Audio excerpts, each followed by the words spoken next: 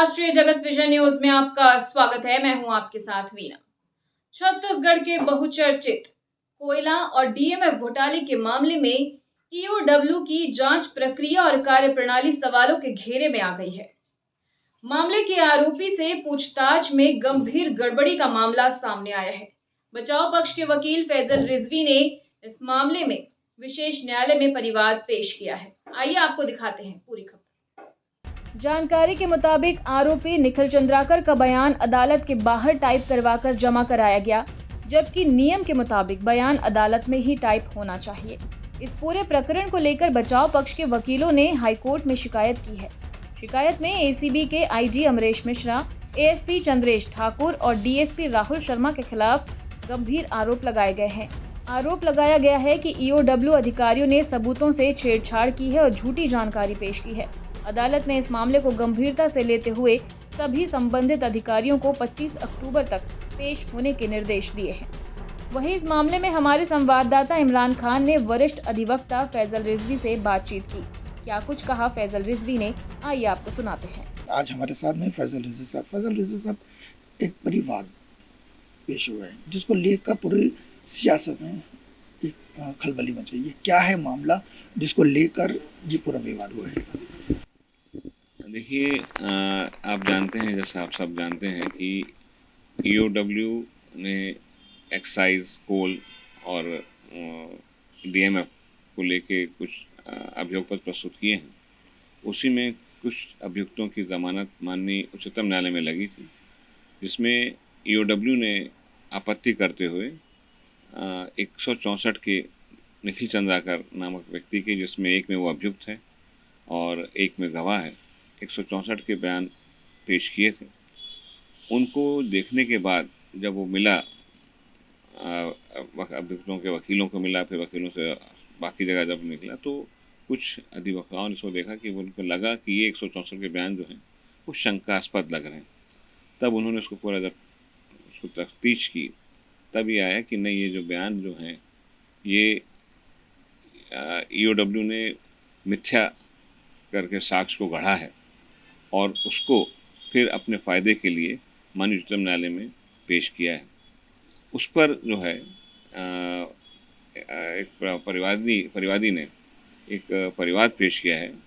माननीय उसके पूर्व जो है उन्होंने सतर्कता विभाग माननीय उच्च न्यायालय में उसकी शिकायत की थी 12 सितंबर को, और अभी फिर जब वो उसके बाद फिर कुछ ऐसा और हुआ था, तो उसके उपरांत उन्होंने 10 तारीख को परिवाद पेश किया है, जिसमें कुछ फॉरेंसिक एक्सपर्ट की रिपोर्ट भी लगाई गई हैं और तुलनात्मक करने के लिए कि उसके जो फॉन्ट जो है उसको न्यायालय का कैसा है, कुछ दस्तावेज भी प्रस्तुत किए हैं, सर्टिफाइड कॉपी प्रस्तुत की है।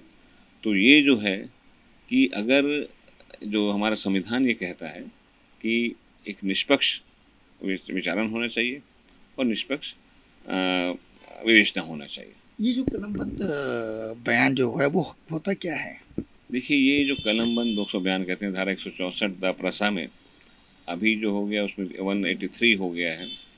तो ये जो बयान होता है ये आरोपी या कोई गवाह दे सकता है और वो जो है न्यायालय के सामने होता है, क्योंकि पुलिस के सामने कोई बयान होता है तो उसका साक्ष्य में ग्राह्यता नहीं रहती। इसमें साक्ष्य में ग्राह्यता रहती है और ये भी है कि अगर वो मुकरता है 164 के बयान से, जो बयान जिसने बयान दिया है, तो उसको न्यायालय चाहे तो उसके ऊपर प्रकरण भी चल सकता है, उसको सज़ा भी हो सकती है।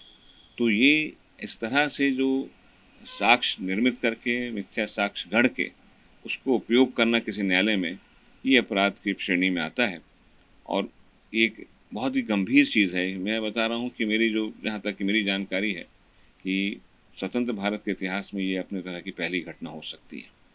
ये जिस तरीके के 16 पन्ने का जो बयान आए हैं, तो आप लोगों ने कैसे पकड़े ये सब? देखिए, उसके जो फ़ॉन्ट वगैरह हैं वो अलग हैं, शैली अलग है और एक आम तौर पर कोई भी व्यक्ति, इवन जो कानून का जानकार भी हो, वो एक दिन में 16 पेज का बयान ऐसा रट के उसे बता नहीं सकता। और जिस तरह से बयान वहाँ लिखे गए हैं और जो फ़ॉन्ट हुआ है, वो फ़ॉन्ट तो है, मतलब मैं कहता हूँ ऐसा फ़ॉन्ट है, ऐसा अलग फ़ॉन्ट है कि वो बहुत कम जो है, टाइपिस्ट भी उसको बहुत कम इस्तेमाल करते हैं, ऐसा फ़ॉन्ट जो है। और वो जो शैली जो है, वो शैली वैसी ही है कि जैसा EOW जब आरोपीगण की रिमांड लेती है न्यायालय में समक्ष, जिस तरह का वो शैली में उसको लिखा गया है। और तब ये जब है उसको जब देखा गया, परखा गया सब, और पूरा यकीन कुछ ऐसे साक्ष्य भी हैं जब न्यायालय में उसको पेश किया जाएगा कि ये जो पूरा के पूरा 164 का बयान है, ये बनाया हुआ बयान है और उसको असल बताते हुए पेश किया गया है। इस पूरी मामले को लेकर आप लोग अब क्या नए रणनीति करें? ये जो है कि एक ऐसी गंभीर चीज़ है कि इसका निराकरण अगर अभी इसका वो नहीं हुआ निराकरण, तो ये अगर इसकी पुनरावृत्ति होगी तो एक संवैधानिक ढांचे में जो है प्रहार के हिसाब से मैं देखता हूँ इसको, कि जो संवैधानिक ढांचा जो है कि जो 3 स्तंभ कहे जाते हैं, कार्यपालिका, विधायिका और न्यायपालिका, तो और आम इंसान को केवल न्यायपालिका पर ही विश्वास है, जो न्याय हमारा न्याय की जो न्याय व्यवस्था है उस पर विश्वास है, तो उस पर ये एक जो है प्रश्न चिन्ह लगा रहा है। ये कहीं ना कहीं ये जो मामला है ये काफ़ी गंभीर है, जिसको लेकर फैजल रिजवी साहब ने कहा है कि आगे इस पर मामला को लेकर हम गए हैं, और कहीं ना कहीं ये कानून पर कहीं ना कहीं ये जिस तरीके से लोग विश्वास करते कानून पर, उस पर कहीं ना कहीं ये प्राणघातक हमला है। कैमरामैन साजिद के साथ मैं इमरान खान। फिलहाल खबरों में इतना ही। अपडेटेड रहने के लिए हमारे चैनल को सब्सक्राइब कर लीजिए। नई खबरों के नोटिफिकेशन के लिए बेल आइकन जरूर दबाइए।